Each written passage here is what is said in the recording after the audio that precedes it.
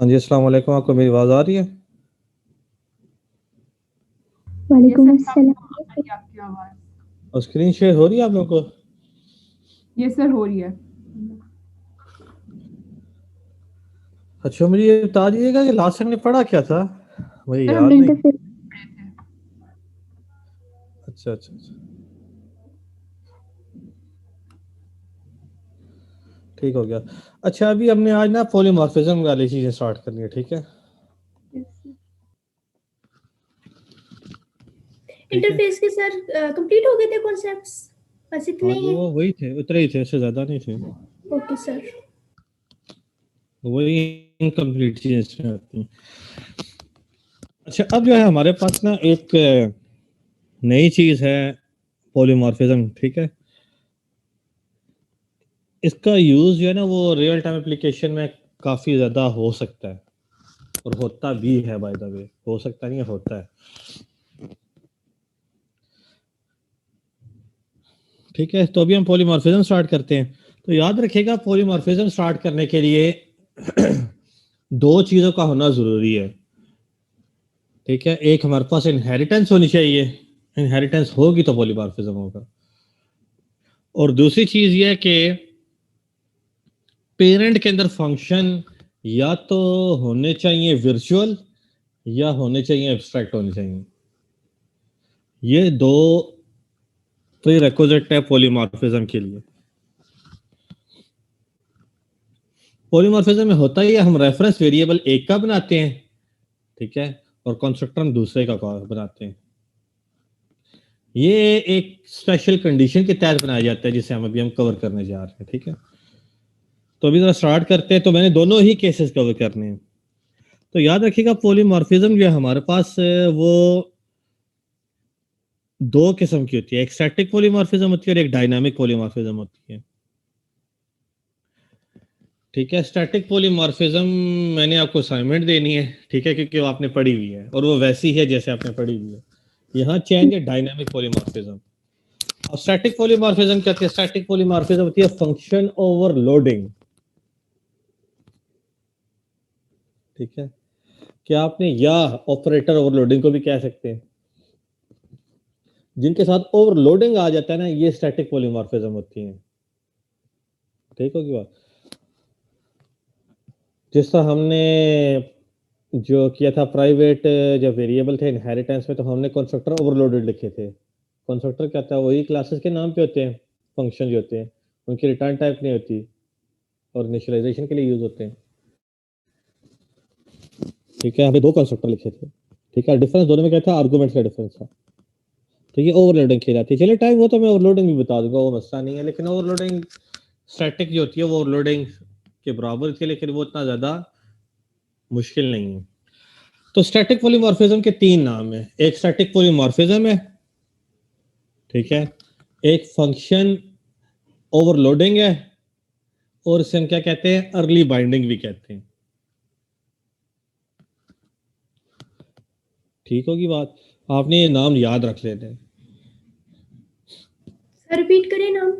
जो हमारे पास static polymorphism है, इसको यस अमूमन सर। तीनों नाम से ही हम यूज कर सकते हैं। एक स्टैटिक पॉलीमॉर्फिज्म है, ठीक है, एक ओवरलोडिंग आती है, चाहे वो फंक्शन की हो चाहे वो ऑपरेटर की हो, ओवरलोडिंग। और तीसरा नाम जो है हमसे कहते हैं अर्ली बाइंडिंग भी कहते हैं। ठीक है, इसी तरह डायनामिक पॉलीमॉर्फिज्म जो है ज्यादा यूज सी शार्प के अंदर वही होती है। डायनामिक पॉलीमॉर्फिज्म जो होती है इसे हम रन टाइम पॉलीमॉर्फिज्म भी कहते हैं, डायनामिक पॉलीमॉर्फिज्म भी ये कहते हैं। अच्छा, जो चौथा नाम है ना स्टैटिक पॉलीमॉर्फिज्म का, स्टैटिक पॉलीमॉर्फिज्म का चौथा नाम भी है, हम कंपाइल टाइम। Compile time. ठीक है, तो यहां मैं नाम लिख देता हूँ नोटेशन के जरिए। ठीक है, जो हमारी होती है पॉलीमॉर्फिज्म दो किस्म की होती है। ठीक है, एक होती है कंपाइल टाइम, एक होती है हमारी रन टाइम। ठीक है, या एक स्टैटिक होती है और एक डायनामिक पॉलीमॉर्फिज्म। पॉलीमॉर्फिज्म दो किस्म की होती है। तो स्टैटिक के नाम चार किस्म के हैं। ठीक है, एक किस्म कहते हैं कंपाइल टाइम पॉलीमॉर्फिज्म भी कहते हैं, अर्ली बाइंडिंग भी कहते हैं, स्टैटिक पॉलीमॉर्फिज्म भी कहते हैं। ठीक है, और ओवरलोडिंग भी हम इसे कहते हैं। ये चार नाम है, ठीक है। और जो डायनामिक पॉलीमॉर्फिज्म है इसके भी चार नाम है। इसे हम इसके जो उलट नाम कर दे आप उसके, ठीक है। मिसाल के तौर पे अर्ली बाइंडिंग वहां है, यहाँ क्या हो जाएगी लेट बाइंडिंग। वहां स्टैटिक पॉलीमॉर्फिज्म है, यहाँ डायनामिक पॉलीमॉर्फिज्म है। वहां फंक्शन ओवरलोडिंग और यहाँ फंक्शन ओवरराइडिंग है, ठीक है। और जो होती है ये रन टाइम पॉलीमॉर्फिज्म भी हम इसे कहते हैं, ठीक होगी बात। ये हमारे पास चार किस्म के नाम है। जो नाम स्टैटिक पॉलीमॉर्फिज्म है वही उलट कर दे आपको डायनामिक पॉलीमॉर्फिज्म में जाते हैं, ठीक है। अच्छा, अब हम जरा स्टार्ट करते हैं। हम पहले करते हैं डायनामिक पॉलीमॉर्फिज्म, क्योंकि वो सबसे ज्यादा यूज होती है, ठीक होगी बात। स्टैटिक पॉलीमॉर्फिज्म एक 5 मिनट का सारा टॉपिक दिए हैं, वो चले हम बाद में भी देख सकते हैं किसी टाइम भी, लेकिन जो है, ठीक है, हमने अभी उसे कवर करते हैं, ठीक है। प्रोजेक्ट क्रिएट कर लेते हैं। सबसे पहले न्यू प्रोजेक्ट है। अच्छा, आप लोगों ने मुझे ये बात बताएं कि ASP.NET में वो सॉरी ASP.NET कह रहा हूँ, HTML और CSS पढ़ लिया है? Yes sir. Yes, sir. चलो ठीक हो गया। अच्छा, ऐसा है ना कि आज हमारा लास्ट टॉपिक है, उसके बाद हमने एप्लीकेशन डेवलपमेंट की तरफ मूव कर लेना है, ठीक है। तो मैं दोनों पैरेलल में लेके चलूंगा, वेब एप्लीकेशन भी और डेस्कटॉप भी, ठीक है, क्योंकि दोनों का क्राइटेरिया बिल्कुल सेम है, ठीक है। तो हम दोनों ही लेके चलेंगे। डिफरेंस सिर्फ ये रन टाइम इन्वायरमेंट का है, कोडिंग सेम है, तो इसलिए मैं चाहूंगा दोनों ही को साथ लेके चलूं, ठीक है। हो सकता है यूं चलूं, ठीक होगी बात। अच्छा, अभी हमने पॉलीमॉर्फिज्म का काम स्टार्ट करना है, तो इंशाल्लाह हमारा आज लास्ट टॉपिक है, फिर इसके बाद हमने फॉर्म की तरफ मूव कर देना है। इनसे एक्सक्यूज मी पॉलीमॉर्फिज्म सर। ना रहते हैं जी, बोले। सर डायनामिक स्टैटिक में ओवरलोडिंग होती है और डायनामिक में क्या होता है? Function overriding. ओवरराइडिंग। और इसके अलावा सर जो पेरेंट के अंदर फंक्शन होता है वो या तो प्रोटेक्टेड होना चाहिए या वर्चुअल, इसके अलावा कोई फंक्शन एग्जिस्ट नहीं करता? या एब्स्ट्रैक्ट या वर्चुअल। एब्स्ट्रैक्ट और virtual, okay sir. Abstract function कौन सा होता है सर? हाँ, वो भी हम करने लगे इंटरफेसेस में जो किया था हम लोगों ने। ओके। नहीं, थोड़ा सा फर्क है, यहाँ थोड़ा सा फर्क है। इंटरफेसेस में हमने 100% किया था, यहाँ 100% नहीं होगा, ये थोड़ा सा फर्क है, बाकी आप वाली बात ठीक है। सर ये जो हमारे पास पॉलीमॉर्फिज्म है, क्या ये वॉस्ट टॉपिक है? इसको आज ही हमारे से कवर हो जाएगा या इसको कुछ क्लासेस लगेंगी कवर करने में? इंशाल्लाह आज ही हो जाएगा। सर सही। सर इसमें ज़्यादा कॉन्सेप्ट है, बिकॉज जैसे हमने इंटरफेस में किया था तो उसमें इतने ज़्यादा कॉन्सेप्ट्स नहीं थे, तो पॉलीमॉर्फिज्म में पॉलीमॉर्फिज्म में भी ये उतने ज्यादा नहीं है, क्लासेस की ही वेरिएशन है और कोई फर्क नहीं, ओके सर। ठीक है। ये क्लासेस के अंदर ही सारी चीज आती है, हम बेसिकली क्लासेस की चीजों को देख रहे हैं, ठीक है। अच्छा, मेरे से एक चीज रह गई, आपने मुझे याद नहीं कराया। इनोमरेशन भी रहती है, स्ट्रक्चर भी रहता है, आपने मुझे याद नहीं कराई, मुझे अभी याद आई है जब आपने इंटरफेस का नाम लिया है। चले वो हम किसी एक दिन पढ़ लेंगे, वो छोटा सा टॉपिक है, ठीक है। वो फॉर्म के साथ ही पढ़ा दूंगा कि इनोमरेशन सर हमने एक्सेस स्पेसिफायर्स भी नहीं किए। वो हमारे फॉर्म में जब हम आएंगे ना, ये सारी चीज उसके साथ हम लिखेंगे, ठीक है। वहां में विजुअली नजर आएंगी ना, इसलिए मैंने वो भी नहीं कराई जानबूझ के। और एक्सेस स्पेसिफायर यही है, पब्लिक, प्राइवेट, प्रोटेक्टेड वगैरह। सर वो दो एक्स्ट्रा भी इसमें आते, एक दो हाँ, वो इंटरनल आएंगे, और 3 तो देखे, हाँ वो 2 और आते हैं, वो हम आगे आएंगे, वो फॉर्म भी हम करेंगे, ठीक है। जो चीज रह गई थी वो स्ट्रक्चर रह गया था और इनोमरेशन रह गया, ये चले मैं आपको फॉर्म ही करा दूंगा, ठीक है।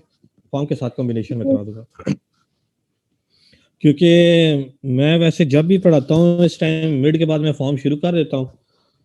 इस दफ़ा क्योंकि कुछ क्लासें ऑनलाइन थी, कुछ जो है वो यूनिवर्सिटी आके होनी थी, तो इस वजह से थोड़ा सा डिले हो गया काम, तो ये लास्ट वीक शुरू हो जानी चाहिए थी। बहरहाल चलें, नो प्रॉब्लम, हमारी वैसे भी 3 क्लासें इंशाल्लाह कवर हो जाएगा, ठीक होगी बात। अभी सबसे पहले हमने काम क्या करना है, तो याद रखिएगा डायनामिक पॉलीमॉर्फिज्म कवर करने लगे। डायनामिक पॉलीमॉर्फिज्म के 4 नाम हैं। एक डायनामिक पॉलीमॉर्फिज्म है, लेट बाइंडिंग भी से कहते हैं, रन टाइम पॉलीमॉर्फिज्म भी कहते हैं, और फंक्शन ओवरराइडिंग भी कहते हैं। 4 नाम है, ठीक है। सर अब सबसे अगर पहले ये हम 4 क्लास नाम यूज हो रहे हैं तो इन चारों नाम का जैसे लग रहे हैं एक दूसरे से डिफरेंट है काफी ज्यादा, तो इन चारों में डिफरेंट वर्किंग हो रही होगी ना, जैसे रन टाइम है या सेम डायनामिक, चीजें, सेम चीजें, सब सेम चीजें हैं। ओके सही, क्योंकि नेम्स ऐसे यूज हो रहे हैं तो इससे लग रहा है कि शायद कुछ डिफरेंट हो चारों में। सेम चीजें हैं। ठीक है। ये जिस तरह आप जो है जमीन को अर्थ भी कह सकते हैं, जमीन भी कह सकते हैं, एक ही चीज के दो नाम है। ठीक है, यस सर। एक ही चीज है। ठीक है, ये नाम ऐसे क्यों है ये मैं बता देता हूँ।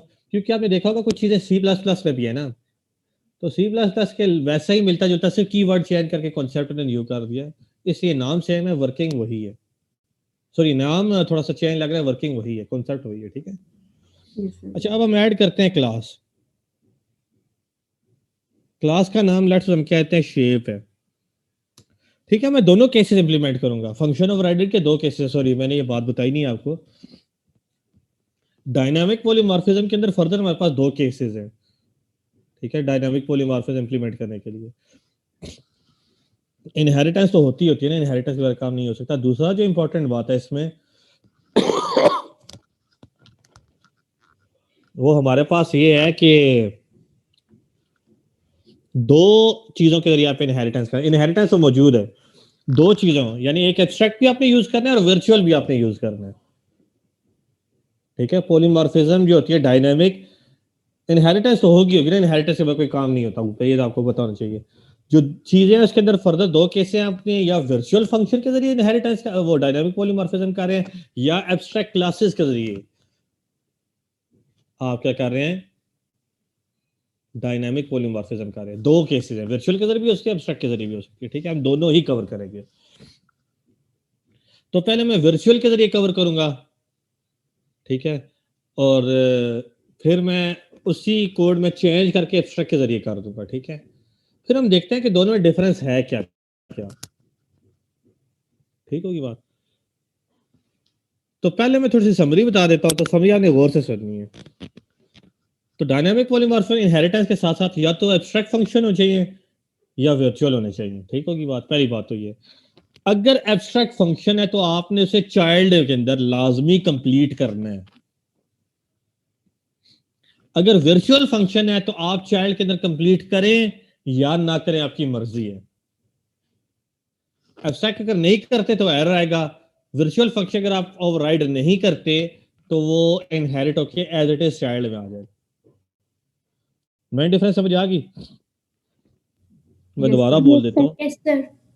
जो एब्स्ट्रैक्ट क्लास है वो कंप्लीट करना लाजमी, अदरवाइज सिंटैक्स एरर है। वर्चुअल फंक्शन आप कंप्लीट करें या ना करें, ऑप्शनल होता है। सर वो भी चाइल्ड के अंदर, वर्चुअल फंक्शन भी हमने कंप्लीट हाँ जी करना है बिल्कुल, चाइल्ड ये के होंगे अंदर। पेरेंट के अंदर, हमने चाइल्ड के अंदर कंप्लीट करने होंगे। ठीक है, सर वर्चुअल वर्चुअल तो फंक्शन वही होगा ना, हम उसको ऑलरेडी डिक्लेयर कर चुके होंगे, साथ डिक्लेयर करेंगे, साथ ही उसको कंप्लीट भी कर देंगे उसके अंदर का सिस्टम। बिल्कुल बिल्कुल बिल्कुल लेकिन बिल्कुल। एब्स्ट्रैक्ट में तो लाजमी बात है कि हमारे पास सिर्फ नाम ही नाम होता है, उसको हम लोगों ने बाकी कंप्लीट तो कहीं पे करना ही होता है जाके। यहाँ ये बात आपकी थोड़ी सी इस वजह से मैं कहूंगा इनकम्प्लीट है, बाकी ठीक है, क्योंकि इसमें लाजमी नहीं है कि ये इनकम्प्लीट ही हो। वो जो क्लास है वो कंप्लीट भी हो सकती है सिवाय एक फंक्शन के। वो मैं आपको एक केस बताता हूँ। ठीक है, ओके। ठीक होगी बात। तो वर्चुअल कंप्लीट करें या ना करें, एब्स्ट्रैक्ट कंप्लीट करना लाजमी, अदरवाइज सिंटैक्स एरर, पहली बात। और दूसरी बात ये है कि अगर एब्स्ट्रैक्ट कंप्लीट नहीं करेंगे तो एरर आएगा, अगर वर्चुअल कंप्लीट नहीं करेंगे, जो पेरेंट में डिक्लेयर किया एज इट इज चाइल्ड में यूज हो जाएगी। सर एक और बात, एब्स्ट्रैक्ट की कंफ्यूजन सर शायद इसलिए भी आ रही है बिकॉज आपने हमें इंटरफेसेस के साथ एब्स्ट्रैक्ट्स पढ़ा दिए। अगर आप हमें पहले से एब्स्ट्रैक्ट करवा देते नहीं नहीं नहीं नहीं नहीं, वो और चीज है। अभी देखिएगा, अभी देखिएगा, अभी देखिएगा, वहां हमने एब्स्ट्रैक्ट फंक्शंस एक किस्म के देख रहे हैं, यहाँ एब्स्ट्रैक्ट क्लासेस हैं। Yes sir. ठीक है, लेकिन चीजें सारी वही यूज होंगी जो हमने इंटरफेस के अंदर देखी हैं, और वो ज्यादा अब आपको समझ आ जाएगी, देखिएगा, क्योंकि ये सारी चीजें हमने वैसे ही देखी हुई हैं। ठीक है, ये हमारे पास शेप की क्लास है। इसी तरह मैं एक और क्लास ऐड कर लेता हूँ, लेट्स सपोज है, ऐड कर देता हूँ, इसको नाम मैं दे देता हूँ रेक्टेंगल क्लास का नाम दे देता हूँ। ठीक हो गया, एक और क्लास बना लेते हैं, हम इसे ट्रायंगल का नाम दे देते हैं। ठीक होगी बात। तो ये तीन क्लासेस मैंने बना दी हैं। तो सबसे पहले मैं शेप में आ जाता हूँ, शेप वाली क्लास में। शेप आपको पता है 2D भी हो जाती है, 3D भी हो सकती है। ठीक है, ज्यादा भी हो सकती है, वो हेक्सागोन, पेंटागोन वगैरह। तो हम सिर्फ 2D शेप ही कंसीडर करने लगे। ठीक है, इसलिए मैं ट्राइंगल और रेक्टेंगल बनाई है, वरना और शेप होती तो हमें और भी वेरिएबल बनाने पड़ते। तो यहाँ मैं वेरिएबल बना रहा हूँ, ठीक है, प्रोटेक्टेड आ गया, ठीक होगी बात। लेट्स सपोज मैं क्या तो इंटीजर भी कर सकते हैं आप, डबल भी कर सकते हैं, कोई भी डाटा टाइप रख सकते हैं। और यहाँ मैं क्या देता हूँ, एक आपकी लेंथ आ जाती है, ठीक है, और दूसरी हम क्या करते हैं, विड्थ बना लेते हैं। तो आप 2D शेप को कंसीडर करने लगे क्योंकि हमारे ये चीजें से कंप्लीट हो जानी, ठीक होगी बात। ये प्राइवेट अगर कहेंगे तो इसकी प्रॉपर्टीज बनानी पड़ेगी, ये बात तो आपको याद होगी, ठीक है। प्राइवेट होती तो सारा मुझे प्रॉपर्टीज भी बनानी पड़ती। अब प्रोटेक्टेड है तो ये प्रॉपर्टीज बनाने की जरूरत नहीं है, ठीक होगी बात। तो आप दोनों तरीकों से जिससे भी करना चाहें कर सकते हैं। अब यहाँ मैंने कंस्ट्रक्टर बनाना है, ठीक है, कंस्ट्रक्टर को पब्लिक कर देते हैं, शेप है, और इन दोनों को हम क्या करते हैं, इनिशियलाइज कर देते हैं, ठीक है। इन दोनों को इनिशियलाइज कर देते हैं। लेट्स सपोज इंट ए है और इंट बी हो जाएगा। यहाँ इंट ए आ जाएगा कॉमा इंट बी होगा, ठीक है। यहाँ हमारे पास क्या आ जाएगा, लेंथ इज इक्वल टू ए कह देते हैं और विड्थ इक्वल टू बी कह देते हैं, ठीक है। ये हमने कंस्ट्रक्टर से क्या कर दिया, इनिशियलाइज भी कर दिया। डिफॉल्ट कंस्ट्रक्टर लिखना चाहे तो लिख सकते हैं, अगर नहीं लिखना चाहते तो आपकी मर्जी है। तो मैं क्या कहता हूँ, डिफॉल्ट कंस्ट्रक्टर भी लिख देता हूँ, ठीक है, आसानी के लिए। पब्लिक आ गया, ठीक है, ये हमारा डिफॉल्ट कंस्ट्रक्टर हो गया, ठीक होगी बात है। ये हमारी दो चीजें होगी। अब इसके अंदर एक फंक्शन है जो मैं लिखने जा रहा हूं, एज अ वर्चुअल फंक्शन होगा,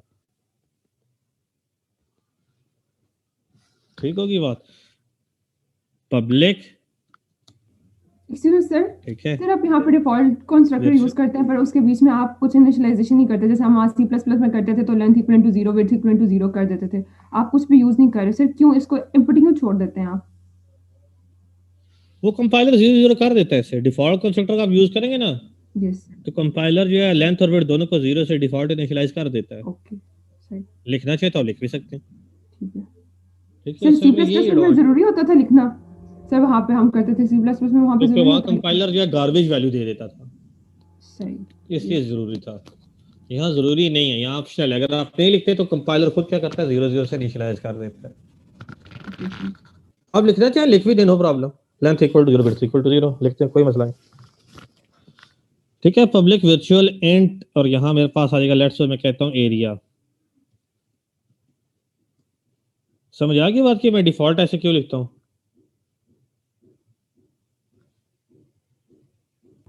यस सर, ठीक है, वो इसलिए लिखते हैं कि कंपाइलर इसमें जो है ना ज़रा ज़्यादा पावरफुल है एज कम्पेयर टू C++ में ना। तो इसमें क्या कर देते हैं हम, 0 0 से कंपाइलर खुद इनिशियलाइज करते हैं अगर आप डिफॉल्ट लिखते हैं। अदरवाइज आप 0 से लिख दे तो कोई मसला नहीं है। अच्छा, फंक्शन वर्चुअल ऐसे लिखे जाएंगे, ठीक है। सिर्फ यहाँ वर्चुअल का कीवर्ड आएगा, पब्लिक और इंट के दरमियान क्या आ जाएगा, वर्चुअल का कीवर्ड आ जाता है, ठीक है। और ये देखिए इंट एरिया उसी तरह ही है, इंट एरिया उसी तरह ही है, ब्रैकेट है ब्रैकेट है, पब्लिक है पब्लिक होता है, लेकिन पब्लिक और इंट के दरमियान क्या लिख देते हैं, वर्चुअल लिख देते हैं। अब ये वर्चुअल फंक्शन है, ठीक है। यहां मैं लिख देता हूं कंसोल डॉट, हालांकि मैं हम लिखते नहीं है कंसोल डॉट राइट लाइन, मैंने आपको पहले भी कहा हम जो रिटर्न टाइप होती है हम कंसोल ही नहीं है। मैं सिर्फ आपको बताने के लिए लिखना चाह रहा हूं कि मैं ये लिख क्यों रहा हूं, ताकि हमें पता लगे किस वक्त ये कॉल हो रही है। ये आपको बताने के लिए ये कंसोल की लाइन लिख रहा हूँ, वरना हम क्लासेस में ऐसा लिखते नहीं है, ठीक है, ठीक है। कंसोल डॉट राइट लाइन में यहाँ लिख देता हूँ शेप एरिया इक्वल टू, ठीक है। ये बस ये डिस्प्ले कराएंगे कि ये फंक्शन कॉल हो रहा है या ये फंक्शन कॉल नहीं हो रहा, ये उसके लिए। और यहाँ लिख देता हूँ रिटर्न 0, ठीक होगी बात। तो इसका आंसर क्या आएगा, हमेशा 0 आएगा। लिखा हुआ होगा शेप एरिया इक्वल टू 0, लेकिन 0 निचली लाइन पे आ रहा होगा, इसलिए मैं कंसोल डॉट राइट कर देता हूँ ताकि साथ लिखा हुआ हो, ठीक होगी बात। ये सिर्फ मैंने कंसोल इस डॉट राइट इसलिए लिखा है, ठीक है, बाकी पर्पस का कुछ भी नहीं है। अब देख रहे हैं अगर आप वर्चुअल फंक्शन को देखें तो ये किस्म की इसकी बॉडी और ये फंक्शन कंप्लीट है। सिर्फ डिफरेंस क्या है, हमने कीवर्ड एक ऐड कर दिया है वर्चुअल के नाम का, ठीक है, और कोई डिफरेंस नहीं है। इसका बिहेवियर बाकी फंक्शनों की तरह है। अब ये वर्चुअल जो है ना, वर्चुअल ये ओवरराइडेबल है। ये अगर एब्स्ट्रैक्ट होता है ये ओवरराइडेबल। इन फंक्शन में इन्होंने आपको ये पावर दे दी है कि आप क्या कर सकते हैं, क्या कर सकते हैं, आप ओवरराइड कर सकते हैं। ठीक है, चाहे वर्चुअल हो चाहे एब्स्ट्रैक्ट हो। ठीक है, ये बात ये हमारी पेरेंट की क्लास हो गई कंप्लीट। दो वेरिएबल हैं प्रोटेक्टेड के, दो ओवरलोडिंग कंस्ट्रक्टर है। ठीक है, कंस्ट्रक्टर ओवरलोडिंग हुई हुई है। तो इसका मतलब इन दोनों को अगर आप देखें तो हम कह सकते हैं कि हमने कंपाइल टाइम पॉलीमॉर्फिज्म भी इसके अंदर इंप्लीमेंट की हुई है। और नीचे वर्चुअल का फंक्शन है, वर्चुअल का फंक्शन है जिसके रिटर्न टाइप इंटीजर है, एरिया का नाम है, एरिया के नाम से। ठीक है, अब जरा मैं आता हूँ रेक्टेंगल क्लास के अंदर, ट्रायंगल के क्लास के अंदर आता हूँ। चलिए लेट्स सपोज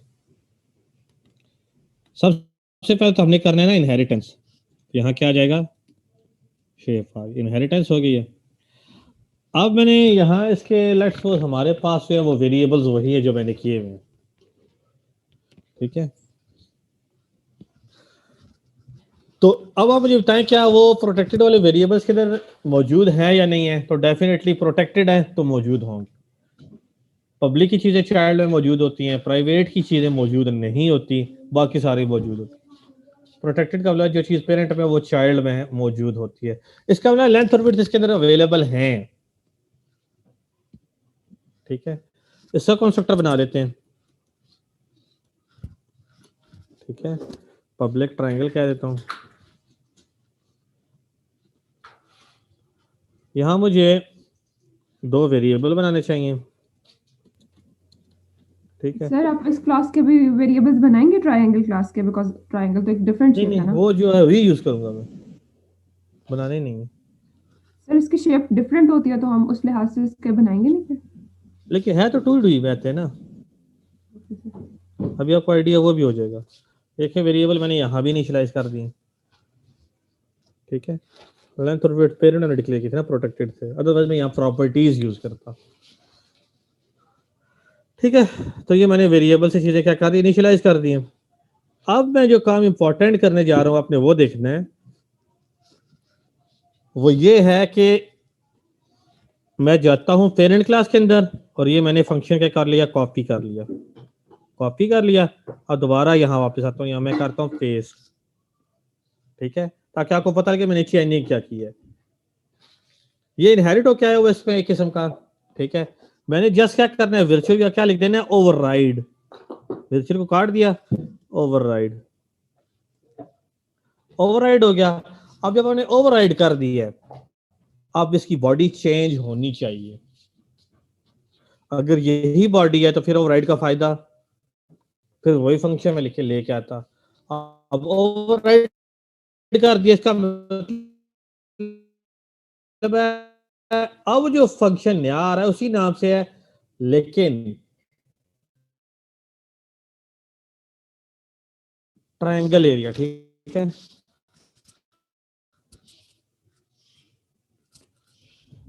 ट्रायंगल एरिया लिखो,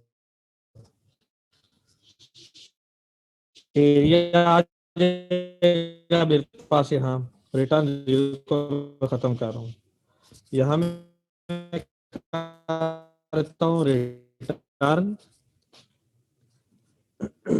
लेंथ इनटू विड्थ। ठीक है, sir divide by working show 2। नहीं हो रही।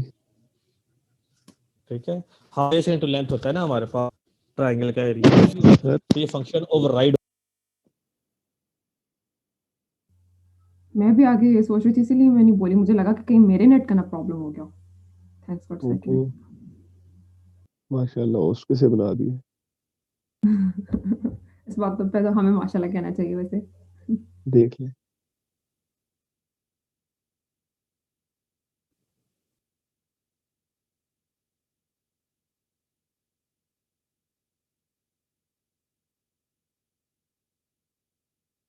भाई तो क्लास की स्ट्रेंथ भी 40 तक पहुंच गई है।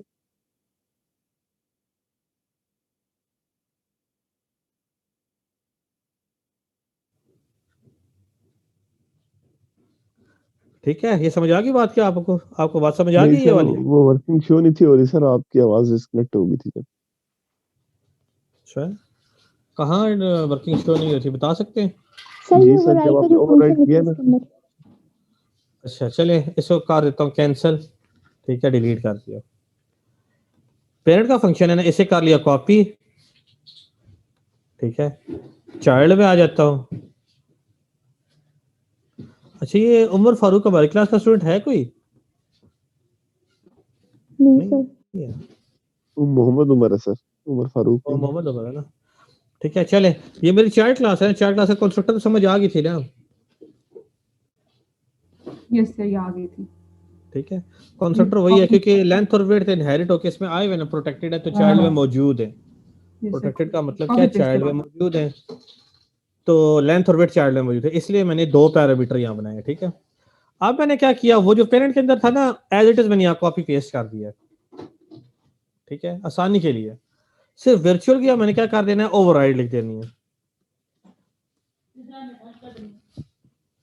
वर्चुअल किया मैंने, क्या लिख दिया, ओवरराइड लिख दिया। अब ये फंक्शन ओवरराइड हो गया है। अब अगर ओवरराइड हो गया है तो इसका मतलब है इसकी बॉडी चेंज होनी चाहिए। क्यों?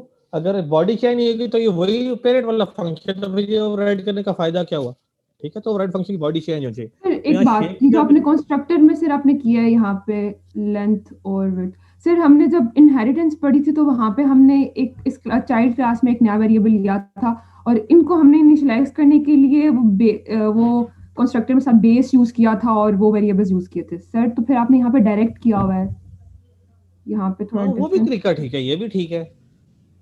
Yes sir. अब ये कैसे ठीक है, चले ये मैं आपको दोबारा बता देता हूँ। देखिए वो दो जो प्रोटेक्टेड है ना, अब पेरेंट के अंदर मेरे पास डिफॉल्ट कंस्ट्रक्टर मौजूद जो है, इसलिए मैंने डिफॉल्ट लिखा था, ये देखें ये वाला।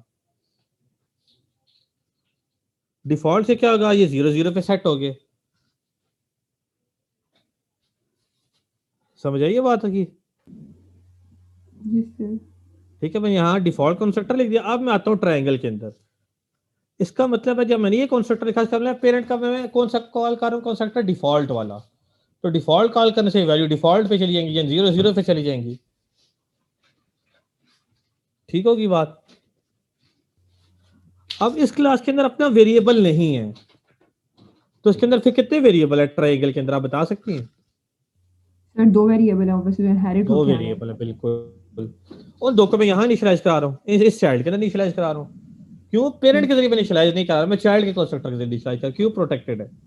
आप यूं भी इनिशियलाइज कर सकते हैं, या आप यहाँ बेस लगा के बेस से भी कर सकते हैं, वो भी मेथड ओके है। बेस लगा के यहाँ पे सर ए बी का, क्योंकि ये प्रोटेक्टेड है हमारे पास इसलिए हमें ऐसे करें, अगर प्राइवेट होते तो हमें बेस के थ्रू ही करना पड़ता। ये हो सकता है। या प्रॉपर्टीज के थ्रू करना, बिल्कुल बात ठीक है आपकी, ओके सर, ठीक है, सही, ठीक है। अब समझ आ गया। तो ये सबसे ज्यादा यूज होता है, इसलिए मैंने मेथड यूज कर लिया। आप यूं भी इनिशियलाइज कर सकते हैं, ठीक है, क्योंकि प्रोटेक्टेड है ना, प्रोटेक्टेड ये चीज पेरेंट होती है, चाइल्ड में आ जाती है। बेसिकली होने क्या चाहिए, इनिशियलाइज होने चाहिए, बात हमारी सिर्फ इतनी सी है, यस सर। ठीक है। जो पेरेंट की वो चाइल्ड में आ गई है, चाइल्ड में आ गई तो चाइल्ड को आप इनिशियलाइज कर दें, चाइल्ड को कंस्ट्रक्टर के जरिए, कोई मसला नहीं। अगर तीसरा वेरिएबल भी होता तो यहाँ तीसरा वेरिएबल ऊपर बना के यहाँ तीसरा आर्गुमेंट भी बना देता, ठीक है। अच्छा अब देखिए, ये मैंने जो कॉपी किया था ना यहाँ, सारा फंक्शन वो क्या था, वो ये वाला था जो पेरेंट के अंदर मौजूद था, वर्चुअल था ये। अब मैं सिर्फ वर्चुअल या क्या लिख रहा हूँ, ओवरराइड लिखने जा रहा हूँ, ठीक है, ओवरराइड लिख दिया।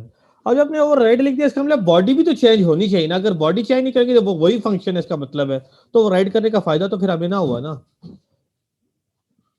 तो मैंने यहाँ क्या कर दिया, शेप की जगह मैं क्या लिख देता हूँ, ट्रायंगल कर देता हूँ, ठीक है, ठीक होगी बात। और यहां मैं क्या कर देता हूं, लेंथ इनटू विड्थ, ठीक होगी बात। पहले मल्टीप्लाई करना चाहता हूं, तो मैं कहता हूं पहले मल्टीप्लाई कर दे इनको, फिर डिवाइड बाय 2 कर दे, ठीक है। तो ये अब एरिया में किसका रिटर्न कर रहा हूं, ट्रायंगल, ट्रायंगल का। ठीक है। लेकिन ये ओवरराइडेड फंक्शन है पेरेंट के अंदर, ठीक होगी बात। तो इतना फंक्शन हमारे लिए काफी है। अब मैं मूव करता हूं रेक्टेंगल की तरफ, ठीक है। ये मैं दो इसे लिखे ताकि हमारी प्रैक्टिस हो जाए, वरना एक से भी काम हो सकता था। यहां मैं लिख देता हूं पब्लिक रेक्टेंगल आ जाएगा। अब यहां भी कितने वेरिएबल हैं हमें जो मिल रहे हैं, एक तो लेंथ मिल रहा है, लिखने पर इनहेरिटेंस के बाद ठीक है, आ गया लेंथ इज इक्वल टू ए आ गया, ठीक है।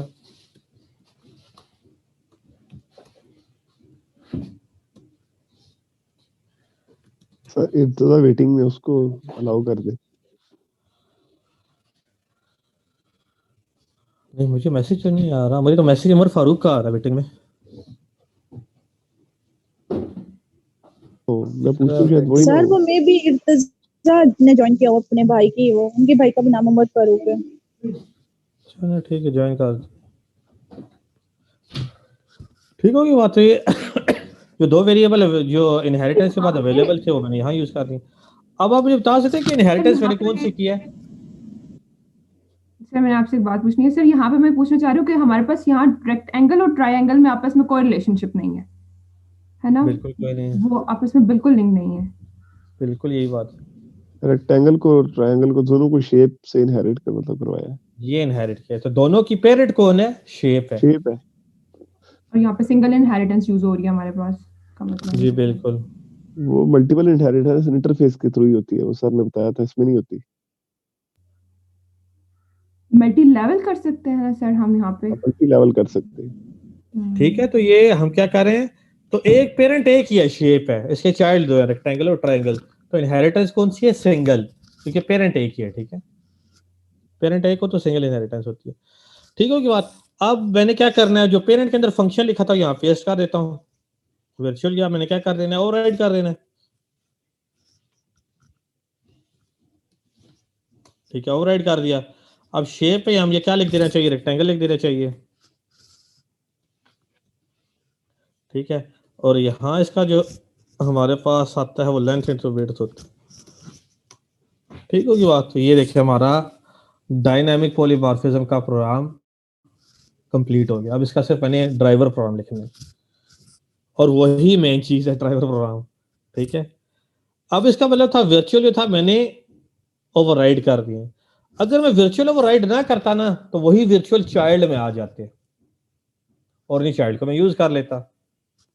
ठीक है, वर्चुअल फंक्शन फंक्शन फर्क यह कि वर्चुअल फंक्शन आप ओवरराइड कर सकते हैं, अगर ओवरराइड नहीं करते, जो पेरेंट में मौजूद है आप वही यूज करते हैं। ठीक है, अब ये सर हुआ तो ये वर्चुअल प्रोग्राम मतलब फंक्शन हम लोगों ने वर्चुअल यूज किया था। नॉर्मली हम लोग जो आम रूटीन का प्रोग्राम होता है उसमें हम लोग जब वैल्यू चेंज करते हैं तो वो अपडेट हो जाती है। लेकिन इस तरह ये होगा कि वो अपनी जगह कायम रहेगा और उसकी जगह आप जो जो सेम नेम यूज किया वो वैल्यूज डिफरेंट ले सकते हैं ना। बिल्कुल ये बात भी है। आप सबने हमने रन टाइम पे बिहेवियर ही चेंज कर दिया है। अभी अभी आपको रन टाइम पे भी आपको नहीं आइडिया होगा, अभी आइडिया होगा। देखिए मैं आता हूँ अभी जरा कोड के ऊपर, जो कि मेन चीज है program.cs। ठीक है, यहाँ मैं लिख देता हूँ फॉर एग्जांपल मेरे पास क्लासेस कौन कौन सी हैं, शेप की। शेप का ऑब्जेक्ट बना देता हूँ ओबीजे, या शेप का एस बनाता हूँ इक्वल टू न्यू शेप। ठीक है, तो एस ऑब्जेक्ट इसको रेफर कर रहा है, शेप क्लास को रेफर कर रहा है। एक बना देते हैं रेक्टेंगल का, आर के नाम से इक्वल टू न्यू रेक्टेंगल आ गया। एक हम बनाते हैं ट्राइंगल के नाम से। ठीक है, ये हम लेट्स टी के नाम से करते हैं इक्वल टू न्यू ट्राइंगल।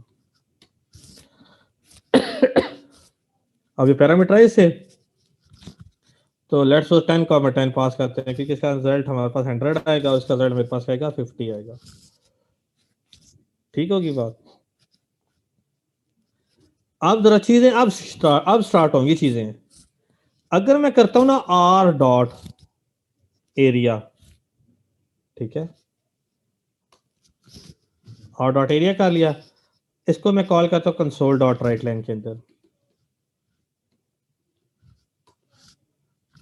ठीक है, क्योंकि रिटर्न टाइप इंटीजर है, रिटर्न टाइप अगर कोई भी है तो आप वाइड के अलावा तो आप कंसोल डॉट राइट लाइन के अंदर भी कॉल कर सकते हैं।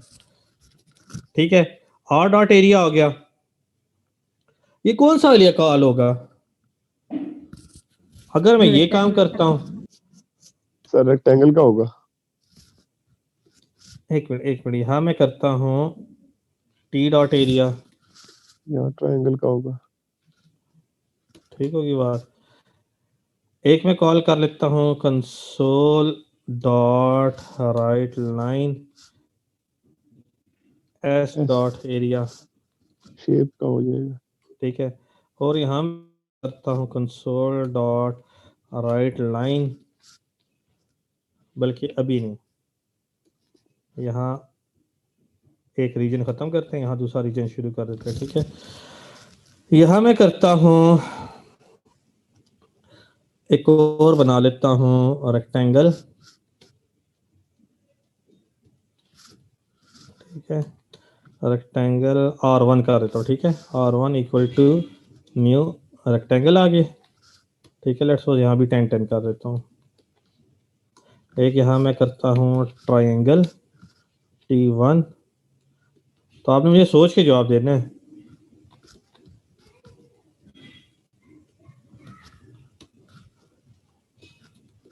ठीक है की बात। अब यहाँ मैं करता हूँ, क्योंकि शेप का मेरे ऊपर ऑब्जेक्ट बनाया हुआ है, S B equal to new rectangle 10, चलो ये कर देते हैं, ठीक है। एक को फिलहाल कमेंट कर देते हैं। एक मेरे पास ये लाइन आ गई है, एक मैं यहाँ शेप बना देता हूँ S1, ये मैं जितनी पॉसिबिलिटी है सारी वो बना रहा हूँ, ठीक है। इक्वल टू न्यू शेप, भी आपको आइडिया हो जाएगा मैंने पॉसिबिलिटी लिखी किस तरह। और यहाँ मैं कह देता हूँ S1 with equal to new triangle, ठीक हो गया। अब मैं करता हूँ कंसोल डॉट राइट लाइन, ठीक है। यहाँ मैं कॉल करता हूँ एस डॉट एरिया, ठीक हो गया। और यहाँ मैं करता हूँ कंसोल डॉट राइट लाइन, ठीक है। यहाँ S1 डॉट एरिया। अब आपने जाने कौन सी बार में कौन कौन से फंक्शन कॉल हो रहे हैं। अब आप हमें पता लगा कि डायनामिक पॉलीमॉर्फिज्म होती है, ठीक है। अच्छा, ये मैंने दो ऑब्जेक्ट बनाए हैं शेप क्लास के, रेक्टेंगल क्लास का एक ऑब्जेक्ट बनाया, ट्रायंगल का एक बनाया, ठीक है। अब आपने मुझे ये बताना है कि जो मैं कंसोल डॉट राइट लाइन कर रहा हूँ और डॉट एरिया, यहाँ कौन सा फंक्शन कॉल होगा।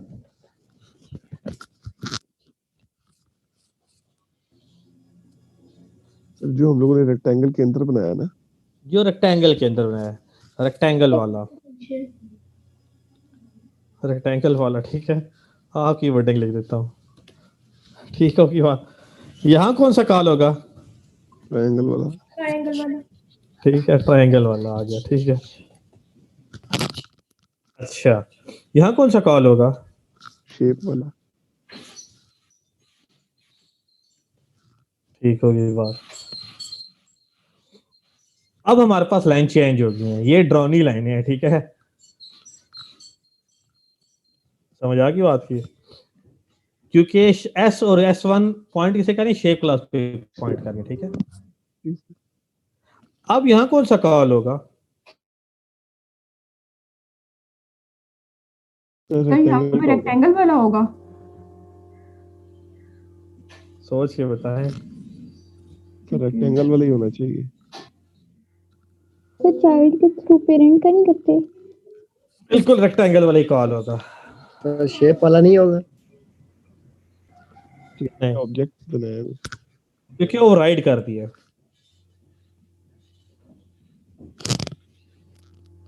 ठीक है। यहाँ रेक्टेंगल वाला ही कॉल होगा। अगर ओवरराइड ना हुआ होता फिर कौन सा कॉल होता, शेप वाला ही कॉल होता। फिर शेप वाला कॉल होना था। लेकिन सर फिर हम अगर ओवरराइड ना हुआ होता तो फिर हम लोग एस ऑब्जेक्ट, मतलब एस जो ऑब्जेक्ट ऑलरेडी शेप का बना हुआ है, उसको हम लोग ओवरराइड कर भी नहीं सकते थे ना, न्यू इक्वल टू रेक्टेंगल भी लिख नहीं सकते थे उसको। हाँ बिल्कुल। और यहाँ कौन सा कॉल होगा, यहाँ ट्रायंगल ट्रायंगल वाला। वाला। ठीक।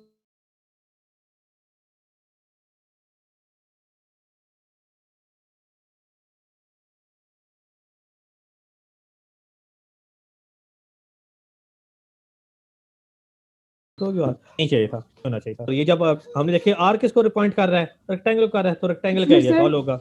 यहाँ टी ट्रायंगल को कॉल सर ये नीचे वाला कर रहा कट कर दे ताकि हमें फुल स्क्रीन जो है वो सही से शो हो सके। सर ये जो नीचे मैसेज वाला डिस्प्ले हो रहा है इसको कट कर दें ताकि, चलें ऐसे कर लेते हैं, ठीक है।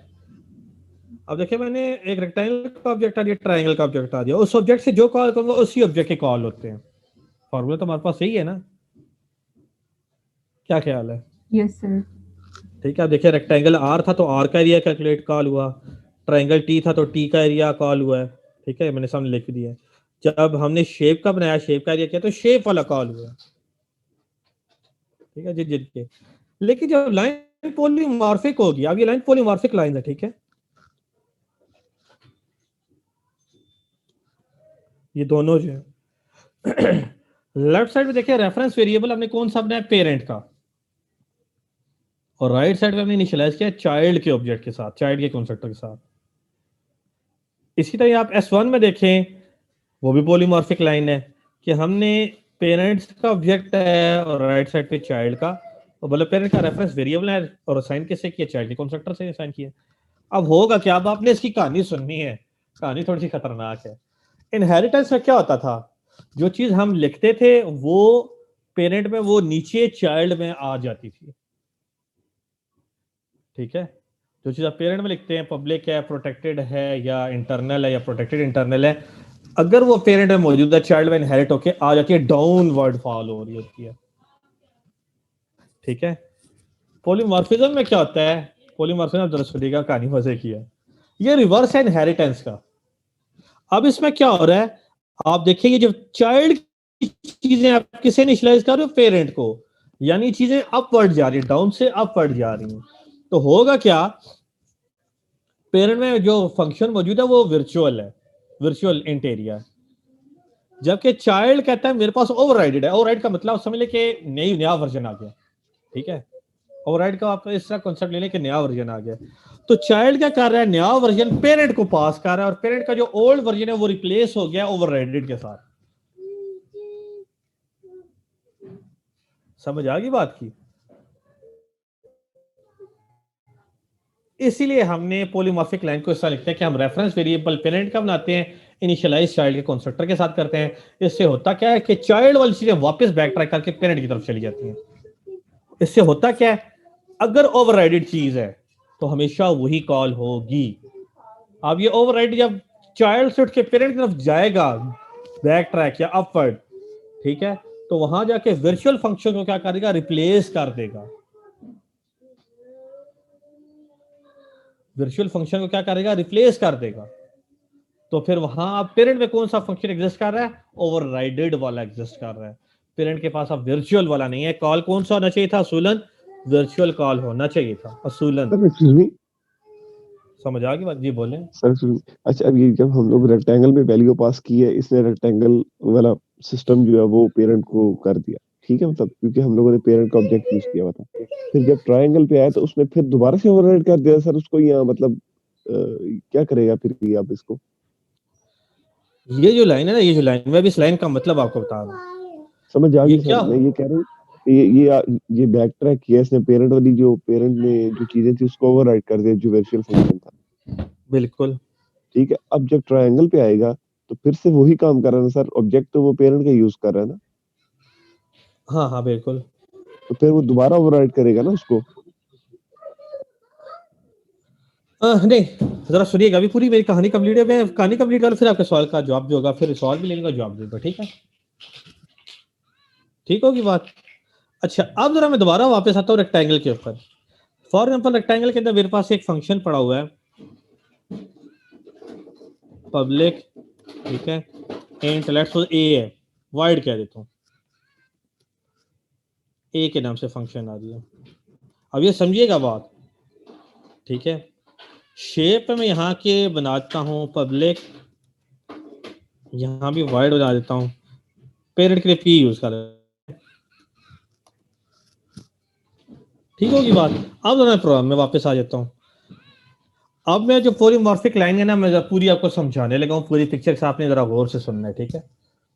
क्योंकि डायनामिक पॉलीमॉर्फिज्म थोड़ी सी हमें तंग करती है, इसलिए मैं इसे जरा डिटेल में देखता हूँ। जब आपने 10-10 पास किया, चलिए इसको फिलहाल छोड़ें। पॉलीमॉर्फिज्म से क्या आता है, ये रिवर्स ऑफ इनहेरिटेंस होता है, ठीक है, पहली बात आप ये माइंड में रख लें। इससे क्या होगा कि पेरेंट की चीजें वापस से मिल जाएंगी, लेकिन कौन सी वाली, सवाल ये पैदा होता है कौन सी वाली, जो वर्चुअल होंगी सिर्फ वो वाली, इसके अलावा कोई भी नहीं मिलेगी वापस। जो ओवरराइडेड होगी वो वापस मिलेगी, इसके अलावा कोई वैल्यू वापस नहीं मिलेगी। मिसाल के तौर पे अगर एस डॉट मैं करूं ना, अब एस डॉट, तो कौन कौन से फंक्शन मुझे कॉल करने चाहिए? आप मुझे कोई सवाल का जवाब ठीक दे दे तो चले मैं कहूंगा बाकी से प्रोग्रामिंग आती है।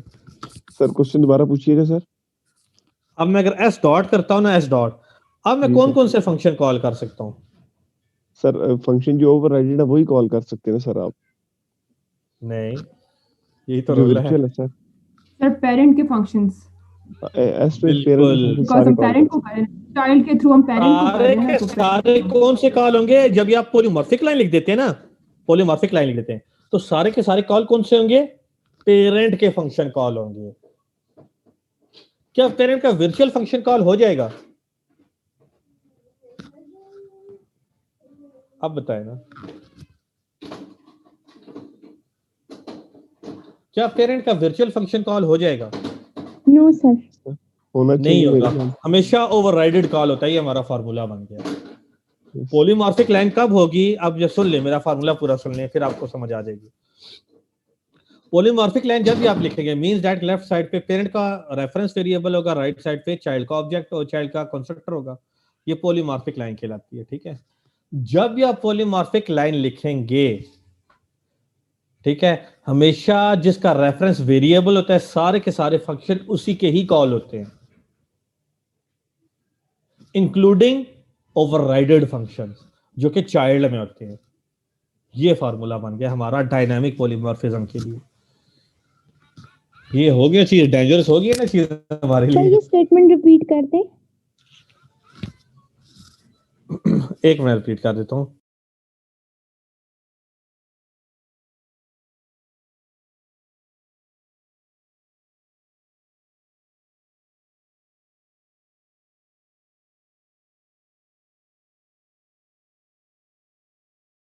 अच्छा, मैं ये कह रहा हूं कि जब भी आप पॉलीमॉर्फिक लाइन लिखते हैं, पॉलीमॉर्फिक लाइन का मतलब ये यहां थोड़ा सा चेंज है, इन इंटरफेस पे थोड़ा सा चेंज था, यहां जरा सा स्लाइटली सा डिफरेंस है। जब भी आप पॉलीमॉर्फिक लाइन लिखते हैं, पॉलीमॉर्फिक लाइन का मतलब क्या, रेफरेंस वेरिएबल अपने पेरेंट का बनाना है और इनिशियलाइज कर देना है चाइल्ड के कंस्ट्रक्टर के साथ। ये पॉलीमॉर्फिक लाइन कहलाती है, जैसे कि हमने यहां ये काम किया, ये वाला, ठीक है। जैसे नीचे वाली लाइन जो है, ये पॉलीमॉर्फिक लाइन है। पॉलीमॉर्फिक लाइन जब भी आप लिखेंगे तो सारे के सारे फंक्शन कौन से कॉल होंगे? हमेशा रेफरेंस वेरिएबल वाले कॉल होते हैं, ये याद रखिएगा। अब रेफरेंस वेरिएबल के अंदर ही हमारे पास वर्चुअल का फंक्शन पड़ा हुआ है ना, अगर देखा जाए तो। क्या ख्याल है? जो वर्चुअल का फंक्शन है वो रेफरेंस वेरिएबल में मौजूद है ना, एस के अंदर, लेकिन वर्चुअल फंक्शन कभी कॉल नहीं होगा, हमेशा ओवरराइडेड कॉल होगा, ये याद रखिएगा आप। और अगर ओवरराइडेड नहीं है, आपने ओवरराइड नहीं किया, तो कौन सा कॉल होगा? वर्चुअल ही कॉल होगा। समझ आ गई बात की? हमारा फार्मूला है। समझ आ गई ये बात की कि नहीं? यस सर, आ गई। जिसका रेफरेंस वेरिएबल होगा, सारे के सारे फंक्शन वही कॉल होते हैं। यानी कि यहां रेफरेंस वेरिएबल शेप का है, तो सारे के सारे फंक्शन शेप के कॉल होंगे, इंक्लूडिंग ओवरराइडेड फंक्शन। ओवरराइडेड फंक्शन हमेशा चाइल्ड से आते हैं, ये याद रखिएगा।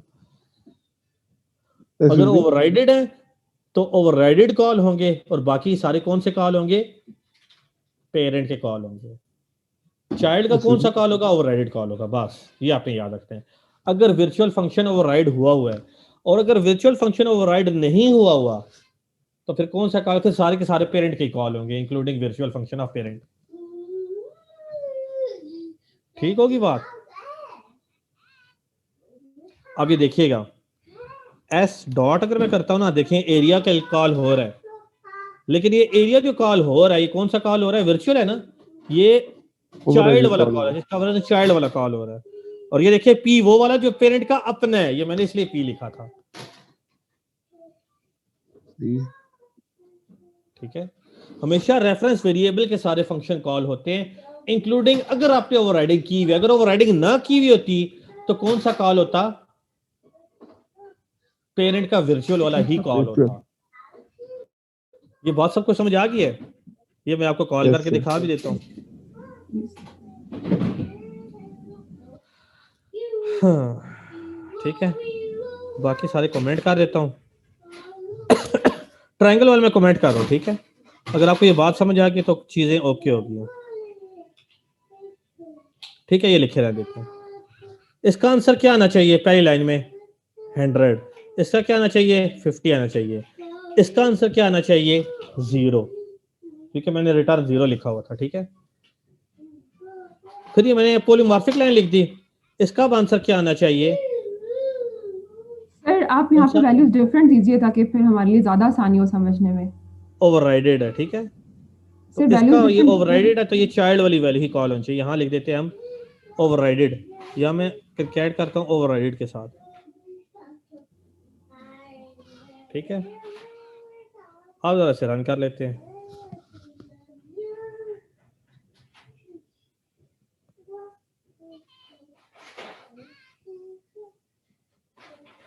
console.read की मिस हो गया है।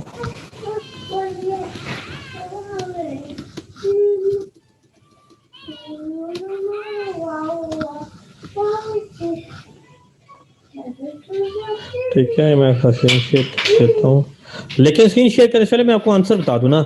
इसका आंसर क्या आएगा? रेक्टेंगल है ना, इसका आंसर 100 आएगा।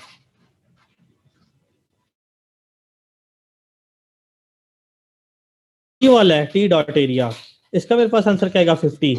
पहला 100 आंसर आएगा, फिर 50 आ होगा, फिर एस डॉट एरिया, ये वर्चुअल वाला है जिसे मैंने रिटर्न 0 किया, इसका आंसर 0 आएगा।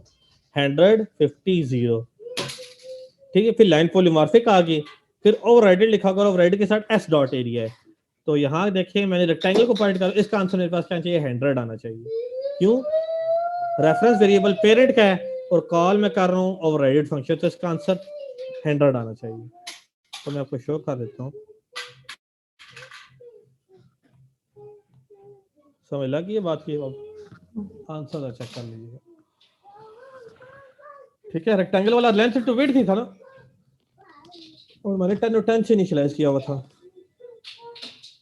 ट्रायंगल 50 आ गया, डिवाइड बाय 2 भी था। शेप मैंने रिटर्न 0 किया था, 0 ही आया।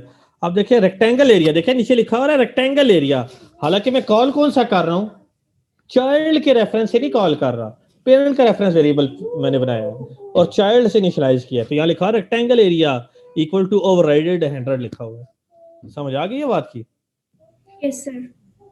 तो कौन सा कॉल हुआ? तो फार्मूला हमारे पास क्या बन गया, याद रखिएगा। और अगर मैं ये ओवरराइड नहीं करता ना, लेट्स सपोज मैं ओवरराइड नहीं करता, मिसाल के तौर पे यहाँ आके रेक्टेंगल में आके इसे मैं ओवरराइड नहीं करता, अब देखिएगा अब क्या आंसर क्या आएगा। इसे ओवरराइड मैंने नहीं किया, मर्जी है ना, मैं नहीं करना चाहता।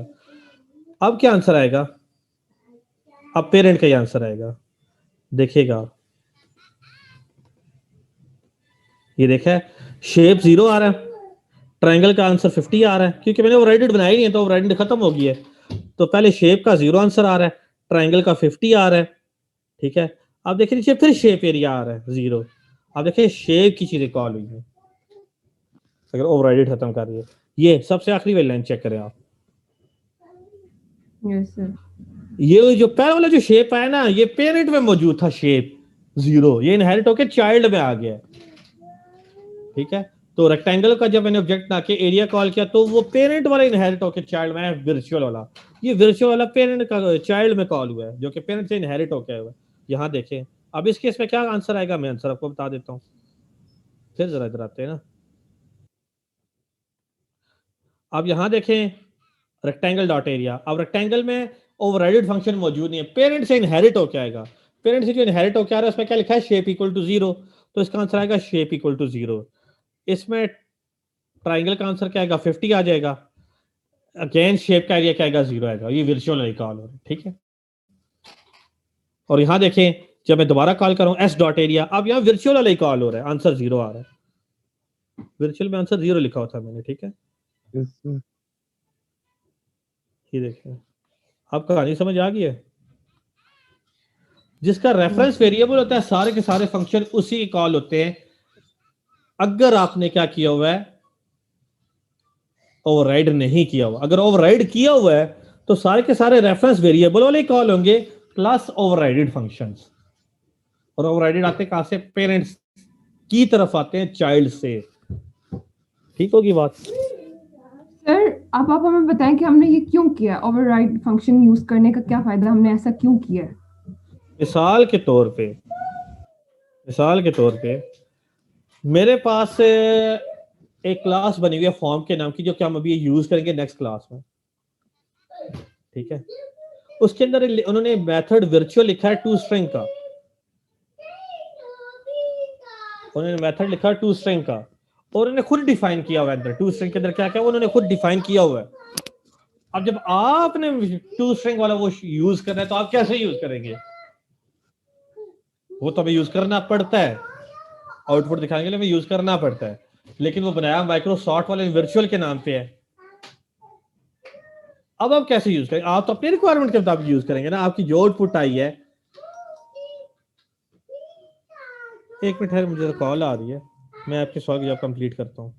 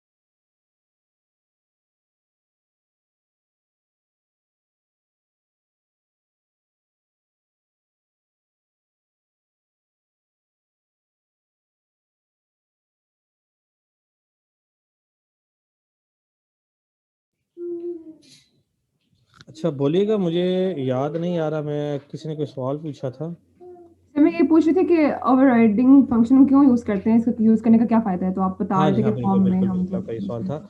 अच्छा, अब देखिए, जब आप फॉर्म यूज करेंगे ना, फॉर्म, तो फॉर्म की क्लास हमने यूज करनी होगी माइक्रोसॉफ्ट वालों की। आउटपुट दिखाने के लिए ना उन्होंने अपना फंक्शन टू स्ट्रिंग उन्होंने वैसे बाय डिफॉल्ट बनाया हुआ है। अगर आप यूज नहीं करते थे तो आंसर आपको दे देता है बाय डिफॉल्ट, जो भी आंसर आ रहा होता है फॉर्म पे ना। लेकिन आपने अगर अपना आंसर दिखाना होगा तो कैसे दिखाएंगे? उन्होंने फंक्शन वर्चुअल लिखा हुआ है। आप आउटपुट तो नहीं दिखा सकते सूरज, उसी नाम का फंक्शन तो आप नहीं बना सकते ना अगर वर्चुअल ना होता तो। उन्होंने वर्चुअल लिखा कि आप अपनी मर्जी की भी अगर आउटपुट दिखाना चाहते हैं तो आप दिखा सकते हैं। उसे ओवरराइड कर दे, फंक्शन को ओवरराइड करके आप अपनी डेफिनेशन जो भी दी, फिर आपका फंक्शन कॉल होगा। बाकी सारे फॉर्म के कॉल होंगे। ठीक है, जो आपने ओवरराइड किया ना आउटपुट वाला, वो आपका कॉल होगा। बाकी सारी चीजें माइक्रोसॉफ्ट की होगी। ये हमारा भी इंशाल्लाह नेक्स्ट हमारा लेक्चर इसी पे ही है, फॉर्म से ही। ठीक है, सर ये कोड आप प्लीज एज इट इज भेज दीजिएगा, अगर लिखा हुआ है ना एज इट इज, इसको एक दफा देखेंगे दोबारा। ठीक होगी बात। तो ये वर्चुअल क्या है, तो अभी मैं अगेन समरी बता देता हूँ। 1 मिनट के अंदर एब्स्ट्रैक्ट इंप्लीमेंट हो जाएगा, सेम यही है, एक डिफरेंस है बस। तो वर्चुअल जब होगा आप ओवरराइड कर भी सकते हैं, नहीं भी कर सकते। अगर आप ओवरराइड नहीं करते ना, अगर नहीं करते तो वही जो वर्चुअल पेरेंट में मौजूद है ना, वही चाइल्ड में आ जाएगा, एज इट इज चाइल्ड में आ जाएगा। ठीक है, बाकी फंक्शंस की तरह ही है। ठीक है, बाकी फंक्शन की तरह बिहेवियर होगा, कोई मसला नहीं है। लेकिन अगर आपने तो ओवरराइड सर कर दिया है, कुछ केसेस हो सकते हैं कि जहाँ पे हमें ओवरराइड करने की जरूरत ना पड़े, हम वर्चुअल फंक्शन ही यूज कर लें। बिल्कुल यही होगा। हाँ बिल्कुल यही बात है। लेकिन अगर आपने ओवरराइड कर दिया अगर वर्चुअल, ऑप्शनल है ना, अगर ओवरराइड नहीं करते पेरेंट का फंक्शन इनहेरिट होकर चाइल्ड में आ जाएगा जैसे बाकी फंक्शंस होते हैं आम फंक्शन की तरह। लेकिन अगर आपने ओवरराइड कर दिया है और लाइन पॉलीमॉर्फिक है, दो चीज होंगी, तो फिर क्या होगा, फिर हमेशा सारे फंक्शन पेरेंट के कॉल होंगे इंक्लूडिंग चाइल्ड का ओवरराइडेड कॉल होगा बस, और बाकी जिस जिसका आपने रेफरेंस वेरिएबल बनाया बाकी सारे वैसे ही कॉल होते हैं। ये सिर्फ पॉलीमॉर्फिक लाइन के लिए प्रॉब्लम होता है, बाकी अगर आपने रेक्टेंगल का ऑब्जेक्ट बनाया तो रेक्टेंगल के सारे फंक्शन कॉल होंगे और वो फंक्शन कॉल होंगे जो पेरेंट से इनहेरिट होकर चाइल्ड में आएंगे। ये तो हमने इनहेरिटेंस पे तो हमने ये देखा है। लेकिन जब लाइन पॉलीमॉर्फिक हो जाए तो हम बैक ट्रैक भी करते हैं, और बैक ट्रैक सिर्फ ओवरराइडेड फंक्शंस होते हैं, ये याद रखिएगा। ओवरराइडेड फंक्शन के अलावा कोई और फंक्शन बैक ट्रैक नहीं होता, ये याद रखिएगा, ठीक है। समझ आ गई ये बात की सारी? Yes sir. किसी को कोई क्वेश्चन है करना चाहे तो कर सकता है।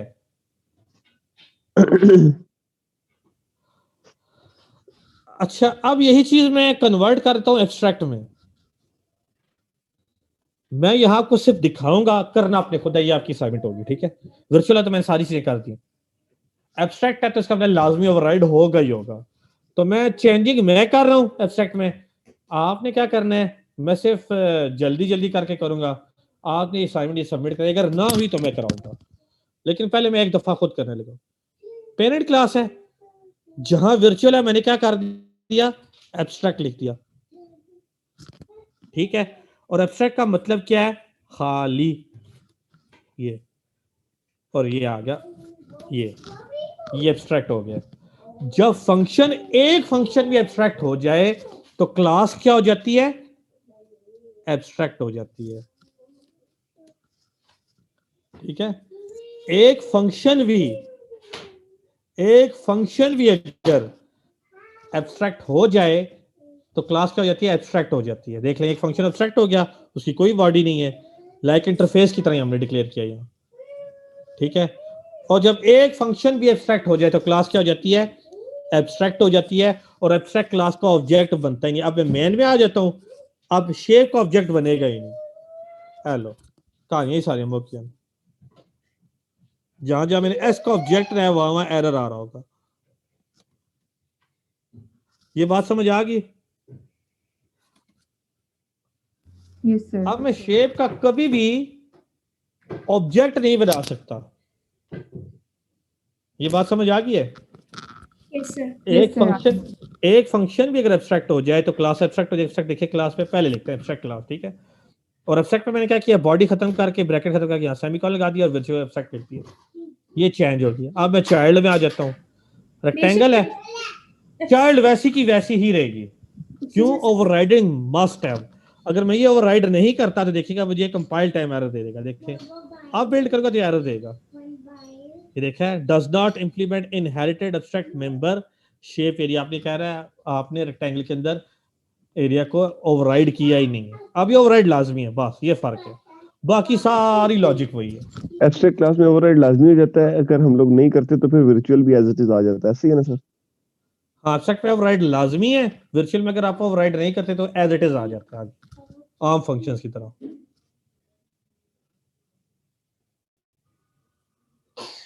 समझ आ गई बात? चाइल्ड की क्लासेस वैसी रहेंगी, चाइल्ड क्लास में कोई फर्क नहीं पड़ा, ठीक है, क्योंकि ओवरराइड हमने की हुई है ना, कोई फर्क नहीं पड़ा। चाइल्ड की क्लास में रत्ती बार कोई फर्क नहीं पड़ा। पेरेंट में क्या हो गया, जो एब्स्ट्रैक्ट की थी वो बॉडी बनेगी। अब देखिए इसमें कंप्लीट बॉडी भी है, देखिए कंप्लीट बॉडी भी है, ये इनकम्प्लीट बॉडी एब्स्ट्रैक्ट है।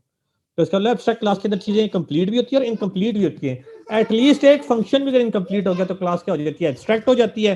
अब देखिए क्लास एब्स्ट्रैक्ट हो गई है, ठीक है, ये क्लास एब्स्ट्रैक्ट हो गई है, और ये देखिए एब्स्ट्रैक्ट फंक्शन आ गया जैसे इंटरफेस के अंदर था, ठीक है। जब ये हो गया तो फिर आप इसका ऑब्जेक्ट नहीं बना सकते, पॉलीमॉर्फिक लाइन फिर भी लिख सकते हैं, याद रखिएगा। ये ऑब्जेक्ट ये पूरा होता है, ये लाइन पूरी ऑब्जेक्ट होती है, ये ठीक है। अब ये देखिए न्यू शेप पे एरर दे रहा है, तो मुझे क्या कर देना चाहिए, इसका सिर्फ रेफरेंस वेरिएबल बनाऊंगा, बस ये रेफरेंस वेरिएबल आप बना सकते हैं। ये अब देख रहे नीचे मैंने S1 का ट्रायंगल के साथ पॉलीमॉर्फिक लाइन कर दी है, S के साथ भी पॉलीमॉर्फिक लाइन कर दिया। इनका मतलब वही है जो हमने वर्चुअल में देख लिया है। अब सारे के सारे फंक्शंस कौन से कॉल होंगे, जिसका आपने रेफरेंस वेरिएबल बनाया है प्लस ओवरराइडेड फंक्शंस। तो एब्स्ट्रैक्ट पे ज्यादा केसेस है, उस पे एक ही केस है। वही बातें, मैन की भी वही बातें, चाइल्ड की वही बातें। पेरेंट में सिर्फ क्लास का एब्स्ट्रैक्ट हो गया और वर्चुअल को क्या कर दिया है, एब्स्ट्रैक्ट से रिप्लेस आपकी बॉडी खत्म कर दी है तो क्लास को एब्स्ट्रैक्ट कर दिया। बाकी ओके, सारे ओके, केसेस वही हैं जो वर्चुअल वाले कि सर अब ओवरराइड हमने क्या लाजमी करना है? सर ये हमने कोड क्या ग्रुप में करना शेयर कर दीजिएगा सर बस अब प्लीज। आपने कुछ नहीं करना, आपने खाली समझना है, ठीक है। है? कोई नहीं, असाइनमेंट Implement कैंसिल करना कर है। दी। सर कोड ग्रुप में शेयर कर दीजिएगा। एक बात ये, और दूसरी सर हमारी 11:30 बजे दूसरी क्लास स्टार्ट होने लगी है। एक्सक्यूज मी सर, ठीक हो गया। अटेंडेंस आप ग्रुप पे लगा दीजिएगा, ठीक है जी, अटेंडेंस बोले। सारी प्रेजेंट है सर, आज स्ट्रेंथ सारी पूरी है। ओ जबरदस्त, पहली दफा ये सर जी बोले। 42 है जो गई है माशाल्लाह से जो है आज। रेगुलर नहीं आते, लेकिन आज स्ट्रेंथ मैक्सिमम है सर। चले ठीक हो गया। अच्छा, किसी को क्वेश्चन है करना चाहे तो कर सकता है, नहीं तो मैं कोड भी अपलोड कर देता हूँ। तो आपने क्या करना है, नेक्स्ट क्लास में क्वेश्चन कर लीजिए। अगर अभी कोई करना चाहता है तो कर सकता है बेशक, बाकी जो जानना चाहता है वो बेशक जा सकते हैं। ये सर तो सर एक और बात, कोड अटेंडेंस लाजमी लगानी अब होगा। जरूरी तो नहीं है? अटेंडेंस लगानी है ग्रुप में या नहीं? बस ठीक है, मैं सबकी लगा दूंगा, नो प्रॉब्लम। सही है। ठीक है, तो फर्क समझ आ गया दोनों चीजों में। एब्स्ट्रैक्ट है सिर्फ पेरेंट पे फर्क पड़ता है, पेरेंट एब्स्ट्रैक्ट हो जाएगा, उसकी बॉडी खत्म हो जाएगी, आपने एब्स्ट्रैक्ट फंक्शन लिख देना ही हो। बाकी आप यह कि रेफरेंस वेरिएबल बना सकते हैं, ये याद रखिएगा। जी आपकी आवाज मुझे नहीं आ रही। सर अभी भी नहीं आ रही। जी अब आ रही है। सर मैं बहुत देर से बोलने की कोशिश कर रही थी पर आवाज़ नहीं आ रही थी आपको। सर मेरा एक क्वेश्चन था छोटा सा। सर ये जो वर्चुअल और एब्स्ट्रैक्ट क्लासेस होती हैं ये हमेशा पेरेंट में ही बनती हैं, मतलब ऐसा नहीं हो सकता कि जी जी चाइल्ड में बिल्कुल। भी एब्स्ट्रैक्ट को नहीं हम नहीं बना सकें? नहीं नहीं नहीं, पेरेंट हमेशा पेरेंट में ही बनती हैं। जी। ठीक है, ओके सर। अब मैं एक छोटी सी समरी बताने लगा हूँ, फिर आप जा सकते हैं। मैं एक विद इन 1 मिनट बताता हूँ, फिर मैं एंड कर देता हूँ बात। सर याद आपने रखिएगा, प्रोजेक्ट का नहीं बताया। वो मैं अगली क्लास में बताता हूँ, आप ग्रुप बना ले फिलहाल 4-5 का, ठीक है। सर अगर कोई सेपरेट करना चाहे तो बेशक सेपरेट कर लें, नो प्रॉब्लम, मुझे तो कोई प्रॉब्लम नहीं। नहीं सर, आप प्लीज हमें टॉपिक बता देना, फिर बंदा पता वो है मैं नेक्स्ट सेपरेट के क्लास लिए में थोड़ा इशू हो जाता है ना बंदा। सर वो मैं नेक्स्ट क्लास में कीजिए बताता हूँ, ठीक है। सर, आप क्लासेस फ्री होना तो मैं आपको शाम को कॉल करूंगा, थोड़ी सी प्रोजेक्ट के बारे में इंफॉर्मेशन लेके शेयर करनी है ग्रुप में। चले ठीक है, ठीक होगी बात, किसी को कोई प्रॉब्लम तो नहीं है यहाँ। अब तो याद रखिएगा, जब एब्स्ट्रैक्ट होता है ना तो सिर्फ ये फर्क आ जाता है। मैं जरा सा आपको दिखा देता हूँ, ये मैंने एब्स्ट्रैक्ट कर दिया, इसका यूं बॉडी थी ना, इसकी यूं बॉडी थी और बॉडी के अंदर मैंने लिखा हुआ था, तो बॉडी मैंने खत्म करके ना यहाँ क्या कर दिया, सेमीकोलन लगा दिया। इसका मतलब ये एब्स्ट्रैक्ट हो गया, वर्चुअली एब्स्ट्रैक्ट लिख दिया, वर्चुअली एब्स्ट्रैक्ट आकर बॉडी खत्म कर दिया, ठीक है। और जहाँ एरिया की ब्रैकेट के बाद सेमीकोलन आता है, बॉडी नहीं आती, वो एब्स्ट्रैक्ट कर दिया है और ये क्लास एब्स्ट्रैक्ट कर दिया, बस ये काम किया है। जब ये हो जाता है सिर्फ इसका ऑब्जेक्ट नहीं बनता, यानी इसका कंस्ट्रक्टर एग्जिस्ट नहीं करता, फिर आप जस्ट रेफरेंस वेरिएबल बना सकते हैं। बाकी सारी बातें वर्चुअल वाली। ठीक होगी बात, किसी को कोई प्रॉब्लम तो नहीं है? No sir. देखिए इस कोड को तो सर मैं वर्चुअल वाली अपलोड करूंगा, मैं अपलोड वर्चुअल वाला ही करूंगा, आप एब्स्ट्रैक्ट उस क्लास से कर लीजिएगा, ठीक है। ओके फिर सर। किसी को कोई क्वेश्चन हुआ नेक्स्ट क्लास में देख के फिर आगे फॉर्म स्टार्ट कर दूंगा, ठीक है। Okay sir, okay. ओके, अल्लाह हाफिज, जाना चाहे तो जा सकते हो। तो नेक्स्ट क्लास स्टार्ट हो गई है, उधर आ जाए सारे अब। ठीक है, जाना चाहे तो जा ओके सकते हैं, ये मैं अपलोड ओके, कर अल्लाह दूँ। हाफिज। मेरे ख्याल से मैंने वो इंटरफेस वाला भी अपलोड नहीं किया हुआ है ना, मैं वो भी कर देता हूँ अपलोड भी।